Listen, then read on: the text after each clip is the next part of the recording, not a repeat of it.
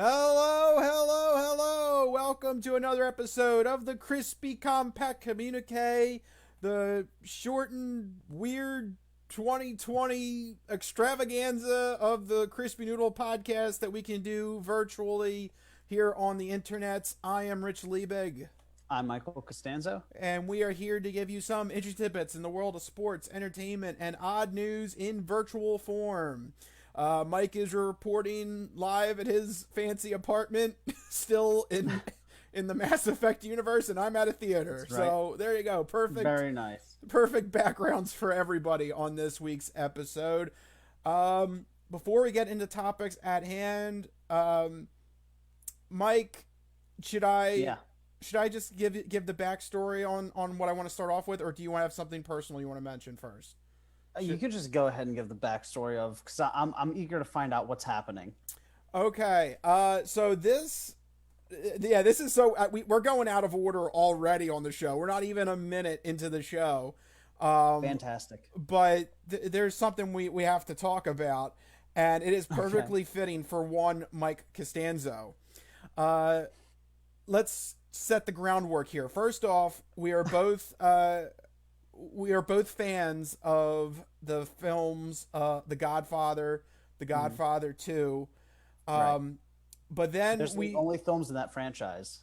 right, but then we split a little bit here. While Godfather Part 3 is kind of viewed as something that should never be mentioned by some people, especially Mike. I'm like, all right, it's good. Like, it's definitely not as good as the first or second one. Don't get me wrong, but I would still put it in the trilogy. I think it's worthy of being the final act. But Mike absolutely hates the film, notorious for hating the film. Yeah, we could go over all the arguments on that. So it was only fitting that when this news story broke, we have to talk about it, and we're gonna lead right off with it. We're hitting the ground running here on the Crispy Compact Communique, and that is the report that there is going to be. Mike, get ready. Are you sitting down?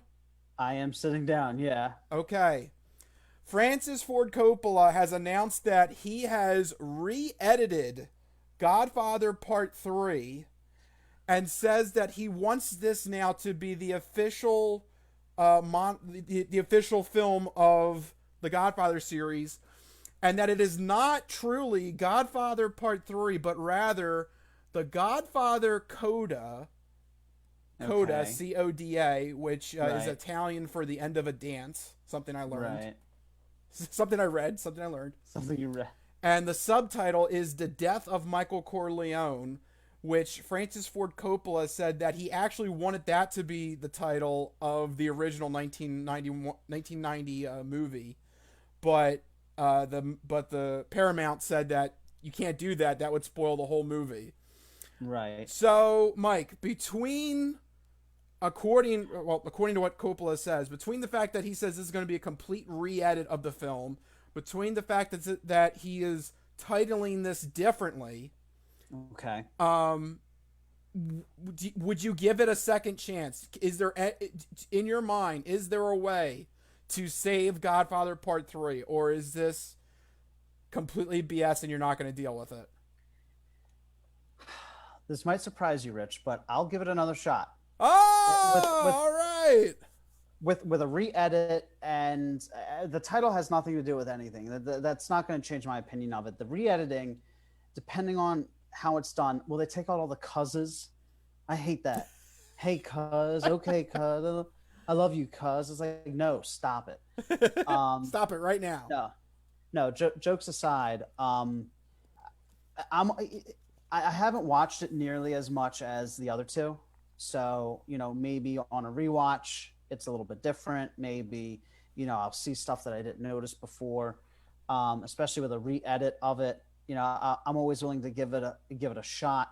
I just did not like that movie. It just didn't hit the same way that the other ones did. It felt like it lacked the same character, the same gravity. I just wasn't interested in the direction of the film. I was more interested in the rise of Michael Corleone and his descent into the monster that he became. That to me is a much more compelling character arc than whatever the hell happened in the third one. But anyway, let's see what Coppola can do. Hopefully he edits his daughter out and edits all the cousins out, because that would make the movie fantastic. No, jokes aside, yeah, I'd be willing to watch it. I'm upset that he's revisiting it. I'm upset that this is a thing. Like, he's trying to like band-aid something that like clearly fans have decided and the movie industry have decided is not on the same level as the other two. Well, I mean, I think it makes sense. This has kind of been the sore thumb in Coppola's filming career, that one just let it die then. But I mean, maybe, do you think it's maybe like he's trying to make amends? Like, guys, I know this one sucks. I'm going to try and fix it. I mean, yeah, okay, I guess maybe, but as you know, as a Star Wars fan, sometimes tinkering with movies doesn't make them any better, and recutting things doesn't make things better. It just muddies the waters more. So, it depends on how dramatically he recuts this film, because the film is the film. No matter how you rearrange the scenes and how you remaster things, it's still the same beats, the same overall plot, right? It's still gonna have the same shortcomings, just potentially a little bit longer, a little bit shorter, or maybe in a slightly different order. But like, is that going to change the criticisms? I don't know. Maybe it'll change the overall theme of the movie, or maybe the actual pacing of the movie, or something like that. I mean, potentially. That would be interesting. I've never seen like a quote unquote director's cut that made those types of changes that substantially to not to my knowledge. Have you ever seen a director's cut that has so substantially changed a film that it changes the tone and theme? And I'm sure I can't think of, not that I've watched all that many. I know that Watchmen, there's like 17 different versions of Watchmen. Yeah. And Star Wars, there's like, again, 17 different director's cuts, but they're all George Lucas adding in nose and weird special effects. Yeah, they don't have anything to do with the plot. Right. I'm sure there's something. I just can't think of it off the top of my head. Probably. But I am really interested. I haven't seen one yet. I'm really interested to see this new re-edit of The Godfather Part 3. So when's it coming out? It actually comes out next week, December 8th. Oh, so maybe we watch it and we talk about it next week then. Yeah, we may be able to get this in on a future episode of the Crispy Compact Communiqué. Wait, come out where? I think streaming platform. Let me see if I just put you on the spot. I didn't. Sorry.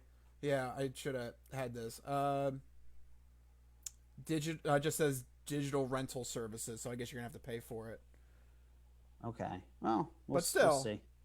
Yeah, I think it'll be interesting to see what changes he makes to the film. I like the fact personally that he is not. He even said in multiple interviews, Coppola, that this is supposed to not be Godfather Part 3. Rather, this is the original tale that he wanted to talk about in this movie was more of an epilogue than it was supposed to be a direct sequel to 1 and 2. So I like that. So he's reframing the whole thing. Yeah. He's reframing this as not a sequel, but as this is, Michael Corleone's story is done. This is what happens after that story. This is the consequences of that story. The epilogue, yeah. Yeah. Okay. Maybe.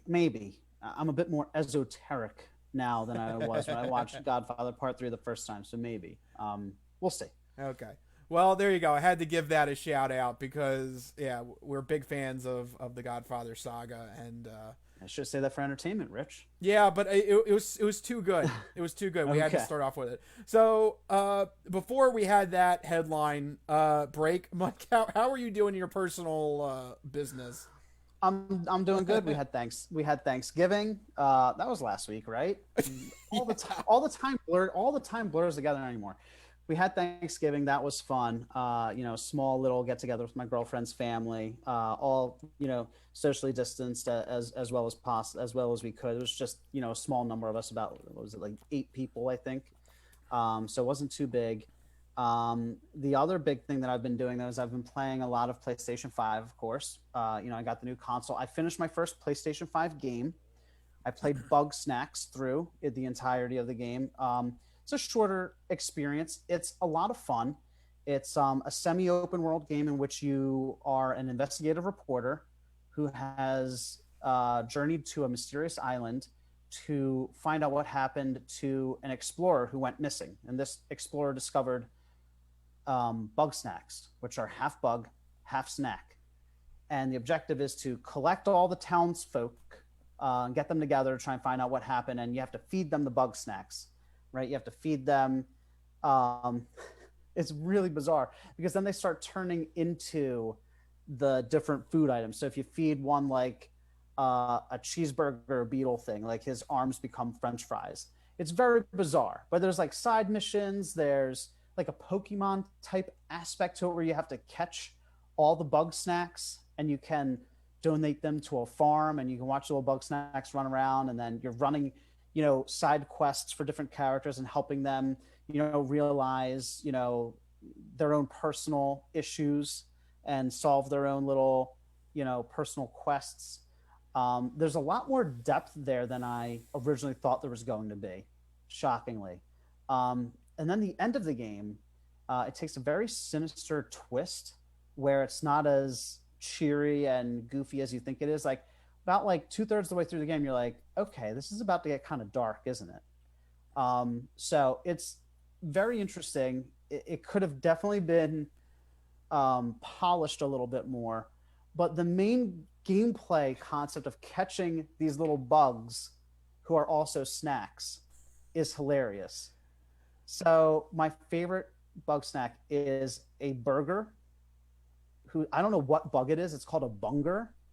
It goes. Sounds like a horrible car. It does sound like a horrible I gotta get in the bunger. I'll be right back. But just like Pokemon, they say their names. So this little burger bug goes around going bunger, bunger, bunger, bunger. And it just sounds like Badger. Sounds like the Badger song. Badger, Badger, Badger, Badger, Bungo, Badger, Bungo, yes. Bungo, Bungo. But oh my god, it was a lot of fun. Me and my girlfriend really enjoyed playing it, and it was just a feel good game. It was a quick, easy game. It wasn't too complicated. A little bit of puzzle solving, a little bit of light strategy involved, but it was pretty good. It was a good first. Yeah. Like I guess I can't really complain because I remember at some point last year I was trying to talk to you about Death Stranding, and I was like the rain slows time, and you were like, what the F does that mean? So the rain slows time, yeah. So I can't really complain about wacky things in video games.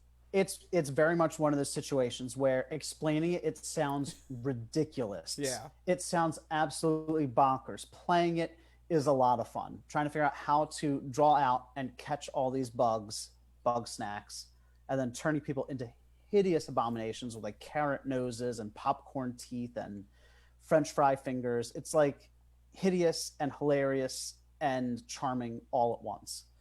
So it was a good time. All right. So that's what I've been doing. Have you been up to anything recently? To be honest with you, not really. I took the Thanksgiving weekend to enjoy football as much as I could. I love it. Yep. To me, this is the best time of the year. You get to watch all the games, which is a good transition into our first topic because I got to talk about this. This is the NFL has committed something so egregious. I can't believe nobody, or I can't believe this hasn't elicited a bigger response. All right. Okay. So let's review Thanksgiving, actually. So this is appropriate. Thanksgiving, Baltimore and Pittsburgh were supposed to play a big divisional matchup Thanksgiving night. We talked about it in Fantastic Four. We said it's going to be the best game. It's going to be, a close one. Everybody pay attention to it. But what happened, Rich? Then Baltimore started to get multiple COVID tests coming back positive on their players, and it ravaged the team. I mean, it just started to go through. This is the beginning of the worst case scenario for the NFL. So what did they do? All right, Thanksgiving too soon. They postponed the game to Sunday. All right. I can understand that. Yeah, but what's like 3 days going to do? Maybe by then contact tracing stuff like that they could figure stuff out. Whatever. The point is all right, that's not unheard of. All right. The NFL has done that multiple times so far this year. So Right. go ahead. That's fine. Delay it a couple days. All right. 3 days move on. Now we're getting close to Sunday. More COVID tests come in positive for the Ravens. And they decide, let's move the game to Monday. Give them some more time. All right. Not sure how exactly that's going to help out, but sure. If it, whatever. Go ahead. They're not ready on Sunday. Maybe they'll be ready tomorrow. Right. The So, logic is so guess what? Another COVID test comes in positive, and this is Lamar Jackson now, the starting quarterback of the Ravens. uh-oh. So they bump it to Tuesday, some Tuesday night football. Why do they keep delaying it just one day? And then Anyway. finally, another test came back positive on Sunday, and they delayed it to Wednesday. And then we had Wednesday afternoon NFL football. Literally, as we're recording this episode, 9:30 p.m. on Wednesday night, the game just ended 2 hours ago. Absolutely bizarre. Absolutely bizarre. All right, so Baltimore got all these delays. All right, I guess that's the protocol we're going to go with. Well, then, why the hell did this not apply to another team, the Denver Broncos? And this is personal for me because I actually watched this game.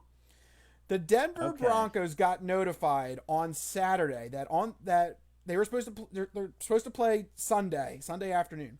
On Saturday, they got notified that all the quarterbacks, all of them, were around another player that tested positive for coronavirus. And therefore, as a result, all of the active quarterbacks were deemed ineligible to play Sunday. All of them. That's all. That's really upsetting. I didn't put two and two together, these two stories, but you're right. It is two sides of the same coin. And you're telling me that this game couldn't be delayed? You're literally asking the Denver Broncos to walk into an NFL game with no active quarterback, and the NFL forced them to. You know the reason though. I mean, you and I both know the reason. One is the Denver Broncos, the other is the Baltimore Ravens. One is a potential playoff caliber team. That's not fair. I completely agree. It's not fair. And this is another example. I said it before the season. I said it at the start of the season. I said it during the season. And I'm saying it now. The season shouldn't have been played because it's been a train wreck filled with injury and illness and butchered schedules and uneven playing fields and no fans in the stands. It shouldn't have happened. It should not have happened because they didn't know how to make it work. And they're trying to make it work. And now we have games on Tuesdays and Wednesdays, and teams are being given. The Ravens got these teams had like an extra 5 days of preparation for the Steelers and Ravens game. Meanwhile, there are teams that play on short weeks. Meanwhile, the Denver Broncos are forced to play with no quarterbacks. Yeah. So how is this a real season? Right. So just to go back to the Broncos, because it is really bizarre. I've been following the NFL now since '98. All right. So I'd like to consider myself, I've seen some stuff. Yeah.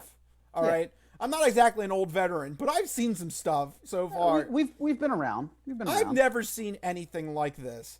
The Denver Broncos were forced to start a fourth-string wide receiver who happened to play quarterback for a little bit at Wake Forest as their starting quarterback. Would you like to guess how well he did? Probably not well, but do you have any statistics to let us know exactly how well he played? He went 1 for 9 and 1 interception. By the way, that's the whole game. Oh my God. The Denver Broncos attempted just 9 passing attempts in the entire game. Yes, and only completed 1. Oh my God, that's ridiculous. No, Seriously, think about that. This is a professional football game. 9 passes. Attempted passes and only completed Attempted one. passes. So who was the one guy that caught that pass? So like a miracle. So NFL, I don't know what you're doing. I don't know what you're smoking. I don't understand why Baltimore was allowed all of these leniencies and Denver wasn't. It is a shame, and this is a stain on this season. This week especially. This Absolutely. is so far I could stomach the majority of this season. You know, it hasn't been the ideal situation. I know we're in 2020, we're in coronavirus, we're in a pandemic, and you know everything's going haywire. But this is something the NFL should have a consistent policy on. And the fact that they forced the Denver Broncos to trot out there with no active quarterback is just absolutely pitiful. While simultaneously at the same time allowing Baltimore leniency after leniency after leniency after leniency. It's not fair. Is it a case of confirmed cases versus suspected cases?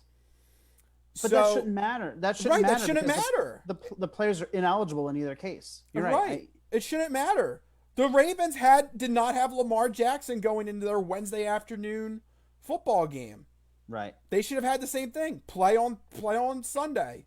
It also annoys me that the Steelers and Ravens got extra time to prepare for that game, and then the Steelers are forced to play Monday, and the Ravens get to play Tuesday. I guess it doesn't matter because then the Ravens have to play next Sunday. I don't know. It's none of it's right. None of it's right. Yeah. And I feel bad for the Broncos, and I didn't put 2 and 2 together. In fact, I wasn't even aware of much of what was happening with the Broncos until you brought it up, because they're the Broncos. That's exactly why the NFL did what they did, because the Broncos, nobody cared. It's a shame to say, but nobody cares about the Broncos. They're a smaller market team compared to Baltimore. Gamblers care. Gamblers care? Yeah. Look, you care. Anything could be a betting opportunity. So, yeah, we care about all the games as gamblers. Oh, my God. I guess so. But yeah, I hate to beat a dead horse here, but I've been saying it all year long. This season, it's been a train wreck. It's been. I'm not just saying that because the Eagles are doing terribly. I'm saying that because the whole season's been a train wreck, but especially the Philadelphia Eagles. I think that's a good transition to talk about the Eagles. They lose an ugly game to Seattle on Monday Night Football. Oh my God! I watched part of this game. I haven't watched some of the previous games, but I watched part of this game. It was just awful. This team is so bad. Where do you even want to start? I mean, do we even want to start? What is there to say that we haven't already said? Russell Wilson has our number. We have never beaten the Seahawks with Russell Wilson at the helm. And I think we really need to come to terms with the idea that we need to blow this team up and start over. I don't mean get rid of everyone, but we need to really reassess. I mean, we're trotting out Alshon Jeffrey, old, often injured, whatever the story is. We're bringing in our running backs are all a mishmash of practice squad heroes and undrafted free agents, former undrafted free agents. Our offensive line is this patchwork mishmash of aging veterans and injured players. And, this team is just not, we act like it's built to win now, but it's not. It's aging. It's at the tail end of its prime. It's at the tail end of its shelf life. And if we have any hope for Carson Wentz in this city, they need to lose out, take the draft pick, and start the rebuilding process. And part of that rebuilding process is, I think, somebody big's got to go, whether it's Jim Schwartz on defense, which I don't think that's the guy that should be fired. Doug Peterson, as the head coach, which I think he's earned probably more leash than he deserves, or Howie Roseman in the front office. Um, I can't see how this season can go by, uh, just completely excused of everything that's happening. My biggest fear is that we would win the division and that it would basically make everyone forget about how bad this season is. But it doesn't look like we're going to win the division anymore. No, thank God. So Yeah. here's what the Eagles have to do. Just at this rate, you know what? This is actually more of health. That this isn't really more of I'm concerned about Wentz's decline now. I'm just worried about Wentz's health because the offensive line is just getting hammered every direction. So here's what you have to do. We need to take Carson Wentz out. Not just for the fact that he hasn't been playing well, but for the fact that he could get hurt again. And now you're at the second half of the season. If he gets, an ACL injury or something like that, that goes in the next season. It would go in the next season. So number one, I know this sounds counterintuitive, but let's protect Carson Wentz, get him off the field. 2, let's see what Jalen Hurts has to offer just for these couple of games and just finish out the season and don't win the division. Because if you don't, then the Eagles they're going to get a top 10 draft pick because their record is just abysmal right now, just along with everybody else in the NFC East. So, and then in the offseason, then we chop off some heads, maybe Howie's head, maybe somebody's. I do agree. There needs to be some sort of shuffle. Yeah. With this franchise. From what I hear, Jeffrey Lurie is not happy. No. He is leaving practices early, frustrated. He didn't even attend. I think it was the Browns game. He didn't even show up for. Yeah. Jeffrey Lurie has not been, he's a good owner. Usually when something goes south, he makes changes. He fired Andy Reid. And think about all the goodwill Andy Reid earned here in this city with this franchise. He let go Andy Reid. He cut Chip Kelly's tenure short.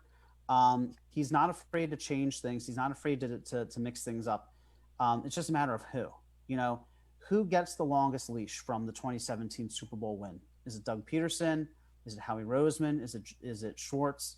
I feel like Schwartz is a cop-out. They could easily move Schwartz and be like, we lost a bunch of games because of the defense. But that's a cop-out. I don't think Schwartz is – he's got problems, but he's not the problem with this team. Yeah. The problem with this team is the lack of bringing in fresh talent and being so blindly faithful and loyal to old, aging players. Look at what happened with the Phillies. Remember, we kept the World Series team around way longer than it should have been. Yep. So locked in Ryan Howard and all those people. Yep. It's like guaranteeing Alshon Jeffrey in that huge contract. That was a Howie Roseman move. So the failures. There's a couple of different failures here. So Howie Roseman was heralded as a cap wizard because he would backload these contracts and shuffle money around and guarantee certain parts of it so that we were always freeing up space to add talent in the moment. But those checks eventually come due. Yep. And they're all coming due at once. And at the worst possible time with the cap. The worst possible time with the cap, but not just that. But part of this moving the money along is you have to constantly bring in new young talent that can eventually fill in those gaps. So we haven't been doing that. So we're backloading these contracts. We're holding on to veterans too long. We're not bringing in anybody of value. We've whiffed on so many picks, so now all of these things are starting to snowball at once. And that's a Howie Roseman problem, but it's also a Doug Peterson problem because he's not, in terms of actual on the field play, he's not using the players the way they should be used. I'm reading a lot of reports now. There's a lot of dirty laundry being aired that, the scouts of the Eagles wanted one guy, they wanted DK Metcalf, or they wanted, a safety or something, but then the coaches really like, Arcega-Whiteside, or the coaches really want Jalen Hurts instead of taking a position of need. Howie Roseman, unfortunately, sides with the coaches instead of the scouts, and the scouts are saying, hey, this person is a known, quality player, and we take project players all the time. Well, yeah, if there's anybody that specifically said don't take DK Metcalf, they should be fired. Whoever that was, just out, starting. And the other example is Justin Jefferson over versus Jalen Reagor. Yep. Another one. I don't know. And again, this is just a report that I've read online from rumors, around the league. It's hard to discern the validity of something like this. But if that's the case, if Howie Roseman is only listening to the coaches and not listening to the scouts, well, this is a problem, because it means that, one, either our coaches don't understand talent or don't know how to use talent, or two, we have like this weird power struggle in the organization, and Howie Roseman just defers to the coaches without, listening to the other voices in the room. I mean, this is an organizational issue. Yeah. It's not just one aspect. That's why I say it's got to be blown up. You need to reimagine, the coaching, the draft process, how you structure contracts. You need to get rid of some of that veteran dead weight. Next year, maybe Brandon Graham's not on the team. Jason Peters definitely isn't on the team. No. What do we do with Fletcher Cox? Is Fletcher Cox going to still be around? He has a massive contract.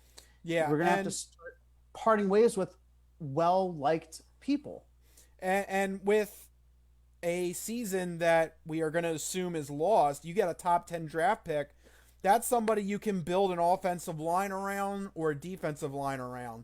This is where the team needs to start a rebuild, because right now Carson Wentz is, I don't care if you gave Carson Wentz a magic pill that turns him into Brett Favre or into Tom Brady, he's going to get pummeled anyway, because the offensive line has just been so inconsistent, and it's been just pathetic. And part of that is injury, but also part of that is play calling as well, and part of it's coaching. They're not, his mechanics have degraded, and they're not coaching them up properly like they did in 2016 and 2017. And problems like this should not be happening in a fifth-year player. Your mechanics should not be regressing in year 5. Yeah. I saw a weird statistic that he had like the single largest drop-off in quarterback rating, from the 3 previous years to this year. He was like minus like 20 some points in quarterback rating drop-off, but the only player on that list under 30. Normally when players have a huge drop-off like that, it's like Peyton Manning when he was 38 and Brett Favre when he was like 49 million. It's not somebody in the prime of his career. Supposedly, yep. Supposedly. You saw that statistic probably too, didn't you? Yep. Yeah. It's just a sign. Just throw this season out the window, accept the L, and start next year fresh with the nice high draft pick and go from there. Yeah, I will say this though. I disagree on one point. We cannot start Jalen Hurts. No, you're not. Carson Wentz is getting pummeled out there. He is getting pummeled. He needs to finish the season, because the issue, the narrative that I see becoming an issue is the narrative that's always been an issue with Wentz. It's Wentz versus insert backup name here, and it's not going to make it better. If Jalen Hurts comes out. You think he's going to turn this into Superman? What, Jalen Hurts is going to just randomly lead this team to wins? But if he comes out and he's better than Wentz has been playing, and he will be better. Yeah, he just has to complete passes. There will be a call from the fans and the media that they should start Hurts over Wentz. Then the team is in an awkward situation, right? Because the division is still within grasp. Do they play to win and continue to start Hurts, or do they go back to Wentz? And it then becomes an issue, because then Carson Wentz has $30 million a year, and Hurts is this, all of a sudden, do you trade Hurts? Do you try to trade Hurts? Do you keep him around? Do you go into next season and is there an open quarterback competition, or do you blindly stick with Wentz? What happens if Wentz comes back next year and still continues to struggle? Then the calls get even louder. Then you're in a really tough situation, because Wentz is not leaving until 2023. And you can't start Hurts over Wentz, because Wentz is carrying a $30 million a year contract. Yeah. So they almost can't start Hurts, because if we find out that Hurts is better than Wentz, Wentz becomes the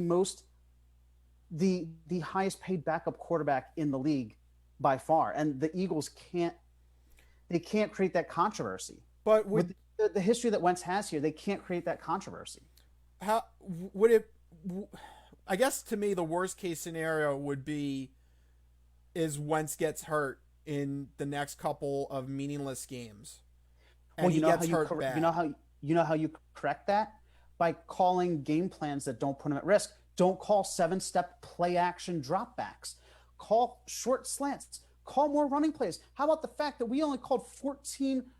We only had 14 carries in the Seahawks game, and Carson Wentz had 5 of them.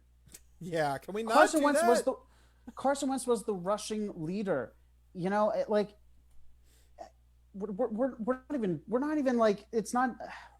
Okay, so yeah, the problems are multitude.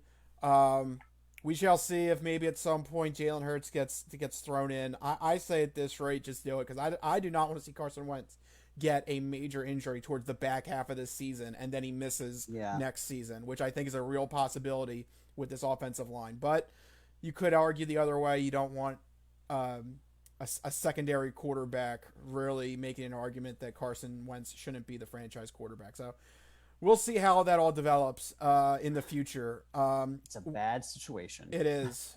But we got to move forward and we got to start making our predictions for the Fantastic Four picks for week number 13 of the NFL season. Mike, what do we got on the docket? Yeah. So first up, we have a little bit of futility watch. The Las Vegas Raiders got blown out by the Falcons this past weekend. Now the Jets are facing them. Could this be the week, Rich? Could this be the week where the Jets somehow sneak a win into their schedule by beating up on a downtrodden Raiders team? What do you think, Rich? Tell us, what does futility watch hold for us? No, come on. Chucky, come on. No, come on. They got to turn this around. Come on, man. This is it. Turn it around. A dose of the Jets is exactly what the doctor ordered. They should use this game to get things right again. This team beat the Chiefs. Come on. They cannot blow this to the Jets. The Jets have to go 0-16 this year. Raiders. They got blown out by the Falcons. You know, I have to say this. It's going to be the Raiders. I'm not even going to pretend. Good, thank you. Watch the Jets actually win, though. That would be hilarious.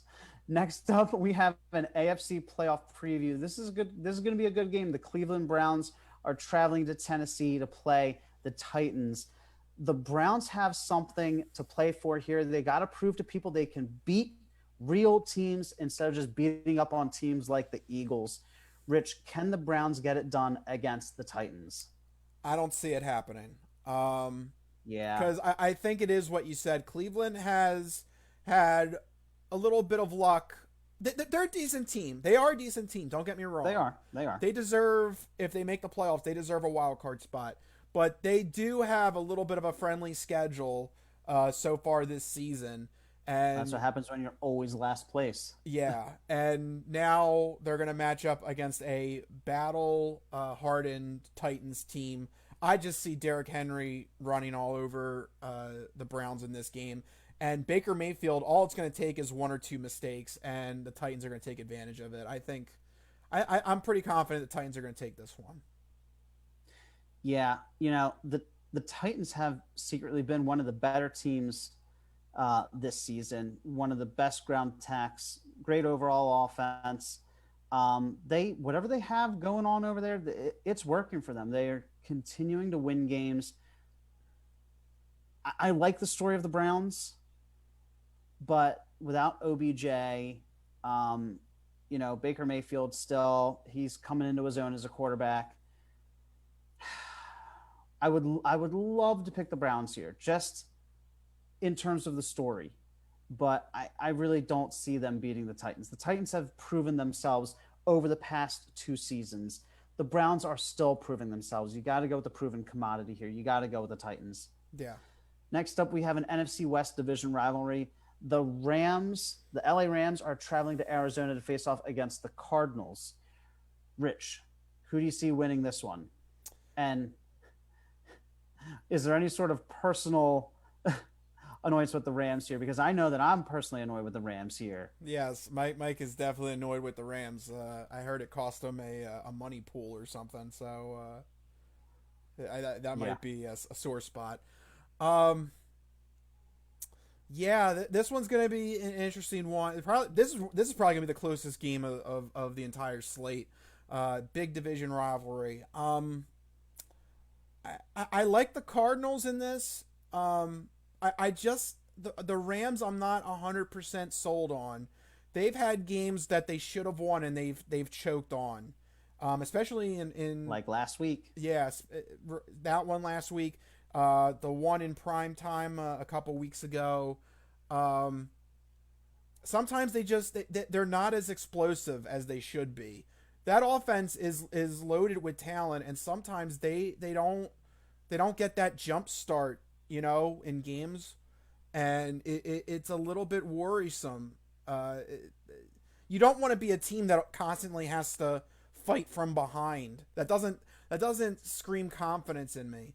The Cardinals, on the other hand, they're doing pretty good. Their defense bends, but they don't break, and the offense has started rolling. Kyler Murray, although he still runs, he hasn't been running as much as he used to, which I like to see from a quarterback that traditionally relies on his running abilities. He's been passing more, and especially you got DeAndre Hopkins. Why not throw it down to him?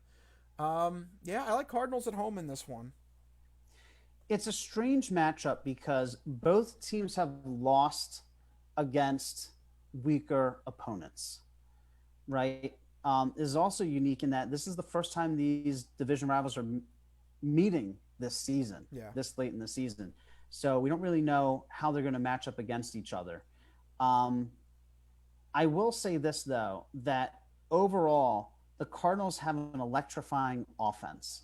I mean, second in the league right now, behind one of the best ground games in the league. At home, maybe they're feeling a little bit more comfortable. You know, the Rams are coming off a sort of disappointing loss to the 49ers. Maybe that makes them play better. Maybe that's gotten into their heads. Maybe they play a little bit worse against another division rival. It's tough because every time you want to pick the Rams, they always, like you said, you can't really fully trust them. Right. The last time these teams matched up was late 2019. It was only decided by a touchdown. And I think the Cardinals have gotten a lot better since that point. I'm looking at this stat right here. The Rams are 6-0 versus the Cardinals under Sean McVay. But that's got to give at some point, right? Yeah, is it time? It's got to give at some point. I'm going to give the slight edge to the Cardinals here, but it's going to be a really close game. It depends whether the Rams defense can show up and shut down that ground game. If the Cardinals can run against the Rams, it's going to be tough. It's going to be tough for the Rams. Finally, we have a hometown team, the Philadelphia Eagles, traveling to Green Bay to face off against the Green Bay Packers. Rich, explain to me why the Packers are going to win this game. Because the Packers are going to win. I mean, let's just cut the BS, but why? Pick a reason out of the hat. Yeah, Packers are gonna win. They're this is gonna. What was it? Merrill Reese said. He said at the end of last week's game. He said, "All right, and we'll see you next week at Green Bay. Viewer discretion is advised." It's gonna be that. I think it's gonna be on that level. Packers should win, and they should cover too. I think they're 6.5 points on Vegas spreads. So I think it was something like that. Yeah, they should win and cover. It's gonna be that. I think it's gonna be that bad. Yeah. There you go. All right. Can that just be your answer? Just ... Yeah. Yeah. All right. The Eagles are gonna lose. There you go. Fantastic. That's our fantastic 4 picks for week number 13 of the NFL season. All right. We are finally done. Finally done with sports. Let's move into sports. Took a while. It did. Let's move into the entertainment world. We got some news there to talk about. First one, a little bit of Star Wars news, and that was the actor that physically played Darth Vader in the original trilogy, David Prowse, passed away at the age of 85. It's another just sign of just the original, the OG members of the Star Wars trilogy are starting to leave us, and it's a little sad to think about it. But he was a gentle giant from what I heard. He was a former bodybuilder that happened to turn to acting. Got his first big role in A Clockwork Orange, Stanley Kubrick. And George Lucas happened to see him and said, I think I need him for a role in my sci-fi movie. Asked him to audition. Fun fact, he actually had the choice. He could have been Chewbacca or Darth Vader. Did you know that? I did not know that. It's interesting. Yep. He So chose Darth Vader. I mean, who wouldn't choose Darth Vader, right? yeah, he chose Vader because, quote, this is his quote, "You always remember the bad guy." So True. pretty good reasoning, and it worked out beautifully as he was the physical actor that played Darth Vader. Now, here's the interesting thing about David Prowse acting as Darth Vader. As someone who's a big Star Wars fan, I have seen the original reels of David Prowse saying the lines muffled in the helmet Right. with his weird accent. And His weird accent. What's his weird accent? he had kind of a little, like, Cockney kind of a little thing, but, like, it was all, take him away. He was like, take him away. Like, I can't really do it. But, like, think about, like, a weird accent muffled in a mask because he had to wear the mask on. Like a Cockney Bane. Yeah, it is. It is a little weird. But it's actually more kind of proper. Okay. Yeah. Like a proper Cockney? Yeah, it's weird. Bane? Okay. And I have to imagine, because I think Carrie Fisher said this in an interview, that when you were looking, think about the original Star Wars movie, 1977. They're shooting this movie. You've got a weird hairy dog thing. You've got sets that are falling apart. Right. At the time, Anthony Daniels, his C-3PO costume wouldn't fit him all the way, so they had to purposely shoot him so that the parts in his costume weren't visible to the camera that were breaking off. Oh my god. And now you have the supposed mean bad guy that's supposed to be intimidating, and he's coming out to, oh yes, take her away. like nobody. It is. If you break it down, you would have realized everybody on set is like, this movie's not gonna work. Yeah. This movie's gonna suck. People on set must have thought it was going to be a dumpster fire. Yeah. Could you imagine being on set with a movie with that many things going wrong? I'd be like, there's no way. Yeah. There's no way. Yeah. So if you ever, that's pretty interesting. Yeah, if you ever get a chance, I don't know if it's online or maybe Disney Plus has it. I don't know.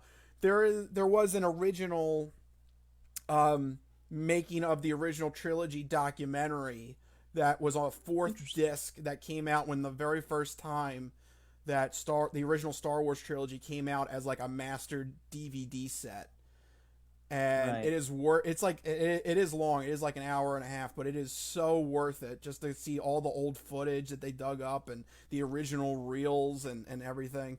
So it is amazing. And I hate to say it because David Prowse, obviously, I'm sure he may have been a little disappointed that, they said, we're not going to use your voice.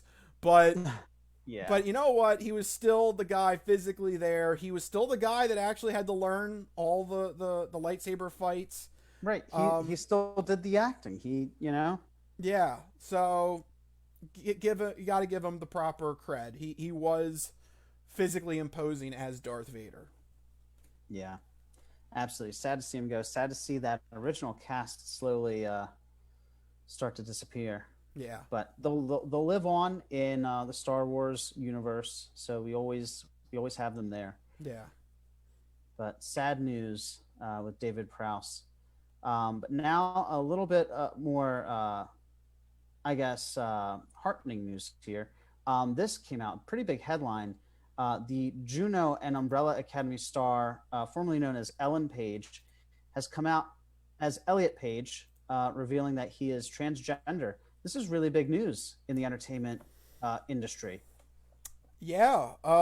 This is a monumental headline for those in the trans community, to see a star come out, take the first step forward, put this on the record. Yeah, especially Even someone as I mean, right now, Elliot Page is pretty big, given the success of Umbrella Academy, the recent success of Umbrella Academy. I mean, it was just earlier this year that I think the second season came out, and everybody was talking about it, everybody was focusing on it. So, very much in the spotlight right now. It's not like an actor or actress who's retired or is sort of on the fringes of it. I mean, Elliot Page is, right now a big star yeah, in Hollywood. and for the most part, she has already established herself in Hollywood between Yeah, Juno, Inception, even in the video yeah. game world, she did that Quantic Dream, Beyond Two Beyond Two Souls. Souls. Thank you. Yep, Yeah, yep. she's established herself. All, or I guess I should say he. He. Uh, Yeah. yeah, that's gonna be. Sorry, this is the problem. Like I It's gotta get used to it. well because it is new. It is new. I Right. mean, the news like just broke, and and that's a good point. It's like we're so used to Ellen Page, and I watched Juno and Inception and Umbrella Academy and Beyond Two Souls. So it is a little bit tough, like that transition. Like retraining your brain because Elliot Page is such a big name actor. Yeah. So now it's like all of a sudden you have to like re reconfigure how you think about this person. But big props to Elliot Page. I mean, this is such a huge step, such a courageous step too. I mean, Yeah. right now, like I Basic, said, basically what I being was in the spotlight. what I was trying to get at is, yeah, she's played ah It's okay. It's okay, Rich. People will forgive you. yeah, he has already played an integral role in some of our favorite fandoms Right. between Exactly. video games and movies. Yeah.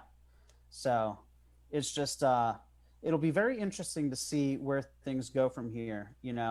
I can't think of another actor or actress currently who has come out as transgender.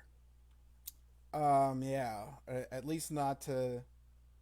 Well, Sam Smith, I think, didn't not he wasn't transgender, but he came out and he wanted to use the they them pronoun. They them pronoun. Okay. Yeah, I so don't think there's that's that. quite That's I don't think that's yeah, I'm trying quite to the same as Elliot Page now. I guess the right, point that I'm getting at is that this is Elliot Page is very much in the spotlight right now. And right. so it's a very big and very brave move to come out and make this announcement. And like I said, props to him for doing it. And it's very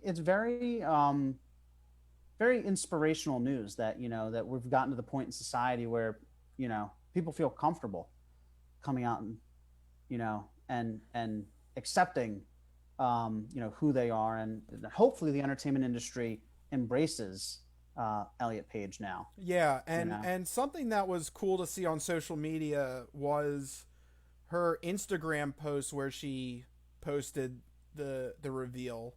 Um, right? that really was flooded with positivity and support Yeah, for her.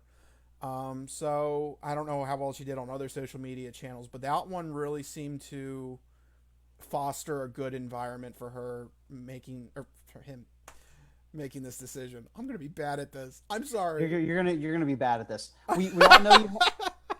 We all know you have good intentions, Rich. Thank you. It's Yes, I'm trying. I'm trying to what it is? get there. I was actually talking with my girlfriend before the show about this. I was talking about the subject, like, should we talk about it?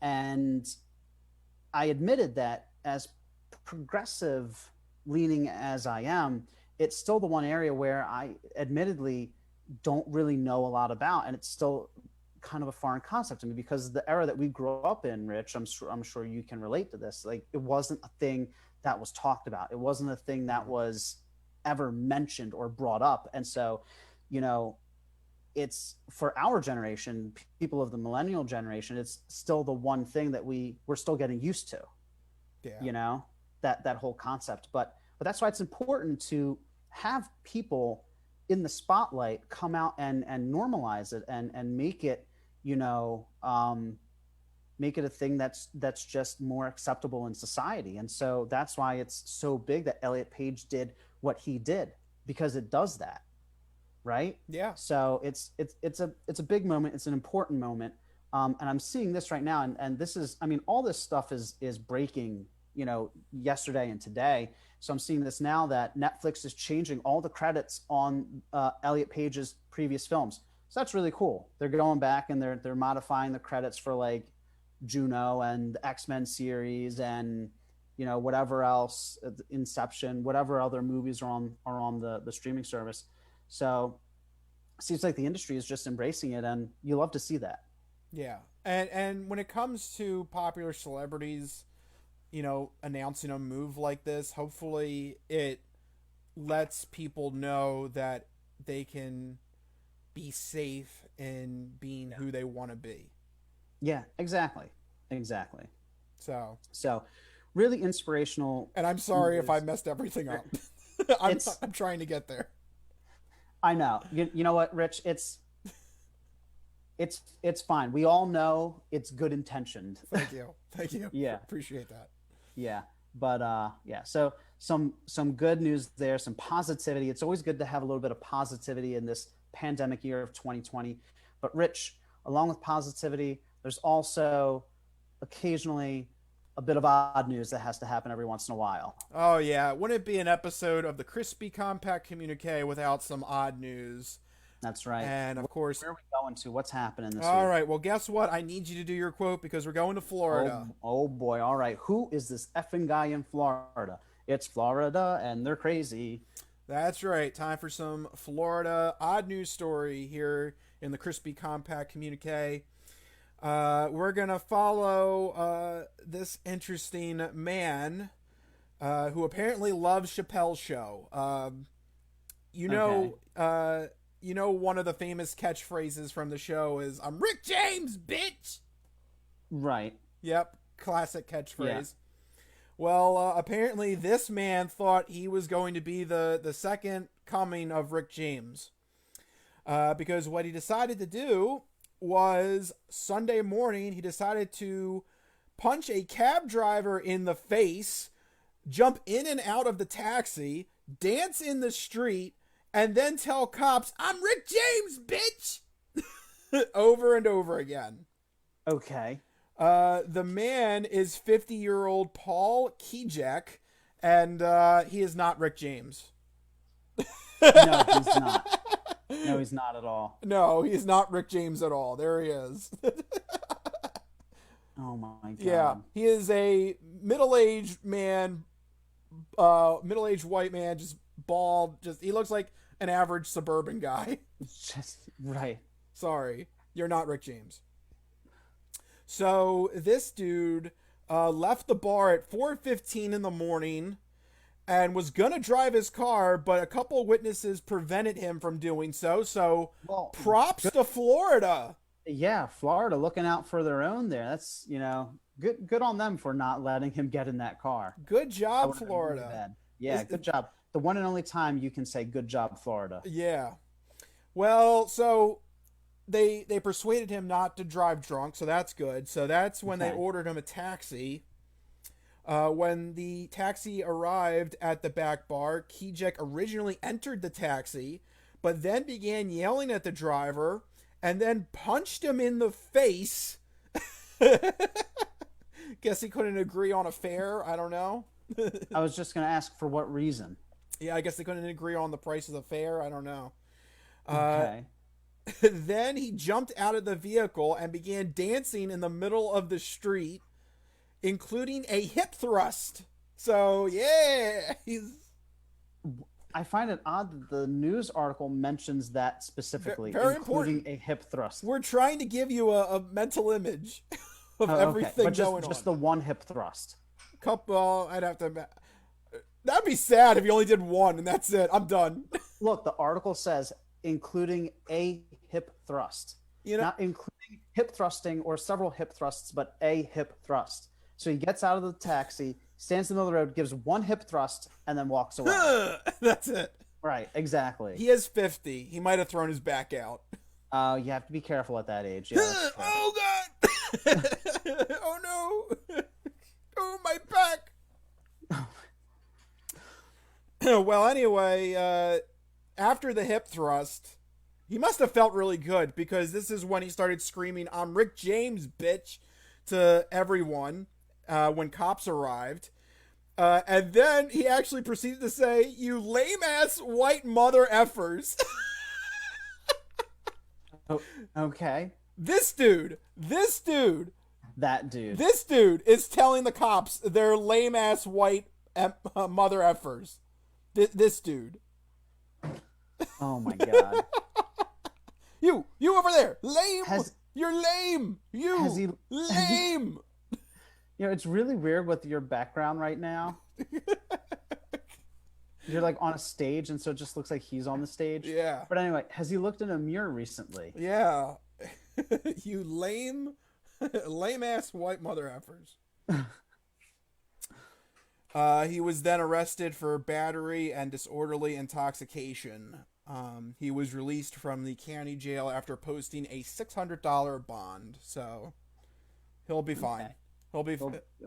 He'll be okay. He'll be back to hip thrusting in no time. Yeah, the one hip thrust. The one hip thrust. Sorry, not yeah. Singular hip thrust. Yeah. And he's not Rick James. I'm sorry. No. Nice try.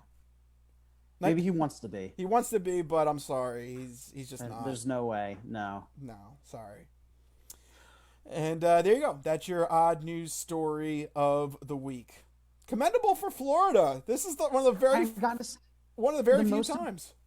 Yeah, the most impressive part and the oddest part about that story is that Florida stepped up and like kind of did the right thing in that one and only situation. Yeah. Prevented a dude from drunk driving. Good job. Yeah. Do-do-do-do. Good job, Florida. Yeah. You get a special star. You get a gold sticker. Good job. You didn't actively suck. Congratulations. Yeah, good job. All right, before we start to head out, we got to go over some apocalypse activities, stuff that we think you might want to do in the upcoming weekend.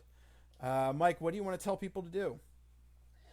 Something that I did recently that some people might find fun given the holiday season that we're now entering is to watch some Christmas movies. Specifically, I watched 2 of the 3 versions of How the Grinch Stole Christmas. So you can find all 3 versions on various streaming services.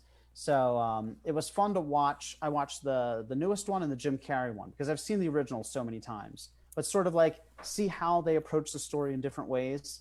So it was just something that we did one week, and we had a little Grinch marathon, watched the different versions of the Grinch movie to see, it's a Christmas classic. Everybody knows the story of How the Grinch Stole Christmas. So you might as well go check out the different versions and see which one speaks to you the most, see how they're different. Just a little fun Christmas movie experiment. So that's what I would recommend. Interesting. What about you? I would say make some soup. Make some soup. Okay, there you go. It's going to be a cold week this week, I think. Yeah. If I remember correctly. That's what I'm going to do. You didn't come prepared with anything, did you? No, but I am thinking of things that I want to do this weekend. And one of them was I want to make some soup. So you're just reading off a to-do list right now. But I think it's fair. I think it is fair. It is fair. It's fair. I think if you see, here's the thing that I don't think many people do is when it comes to making soup, make a whole bunch of it. All right. Okay. Somewhere in your house you should have a massive soup container. Pot. Pot. Like a giant... Thank you. I couldn't. It's called a pot, Rich. Jesus Christ, what is happening? I couldn't think of the word. Thank you. A massive metal soup container. This is when you can tell we're getting to the end of the episode. Yes, get your massive soup pot and go to town. Make a whole lot of it. Because most soups taste better the longer you refrigerate it and stuff. So ooh, yeah. Yeah, I do agree with that. So my mom recently made a little bit of, I guess, Italian wedding soup, chicken tortellini soup. You know, it's got the little tortellini, it's got the bits of chicken, it's got the spinach and the egg drop, and it's Yep. got, everything in there. It's one of my favorite soups. Oh man, I could eat, you know, an infinite amount of that soup if I could. So good. But she makes a giant vat of it, you know? Yes, that's what you do. So you have, however many bowls you want, and then there's like leftovers for the next 2, 3 days straight.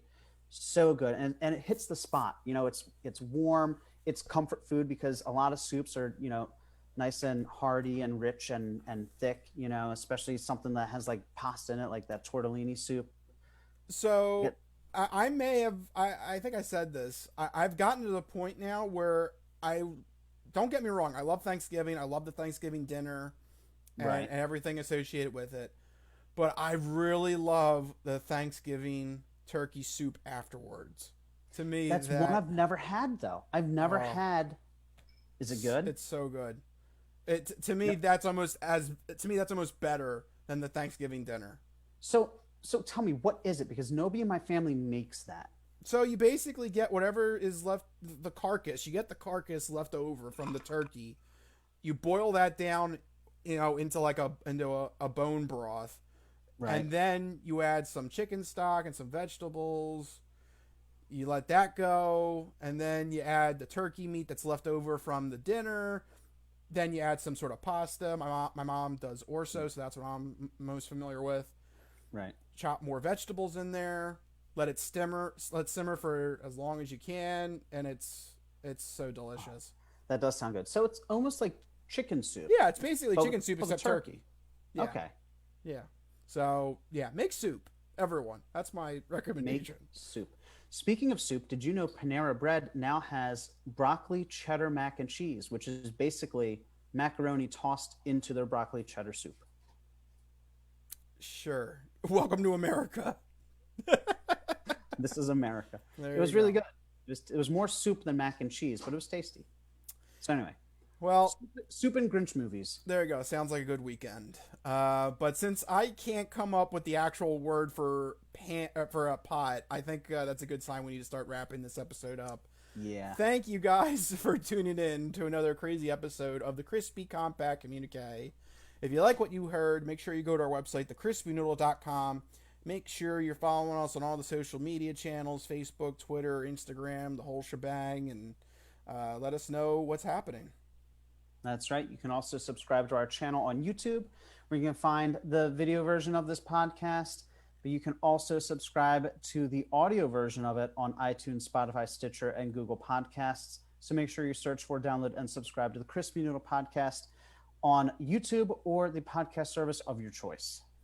That's right. We also have a SoundCloud page where you have the mini noodles, the best bits of the show shrunk down into a quick promo clip that you can easily listen to with friends and family, the craziness that is the Crispy Noodle Podcast. That's right. So many ways to get in touch with and share the Crispy Noodle Podcast. But if you want to get in touch with us individually to share your sports, entertainment, or odd news stories, you can find us individually on Twitter. I'm at Mikey Costanzo, MikeyCostanzo. And I am at Rich Liebig, RichLiebig. Find us on the Twitters. Let us know what's happening. If you want to give us a topic to talk about next week, send it our way. If you are going to watch The Godfather Coda and you want to give us a review, go ahead, do that. Let us know. Shoot us a tweet. There you go. But for right now, we got to start wrapping this up. Thank you guys for listening. This is the Crispy Compact Communique. Let us be the crispy noodle in your vegetarian salad of life and boring news. You got anything else left, Mike? No, that's it for me. Everybody have a great weekend. All right, that'll do it for us. We'll see you guys next week. See you guys. Later. Bye-bye, everyone.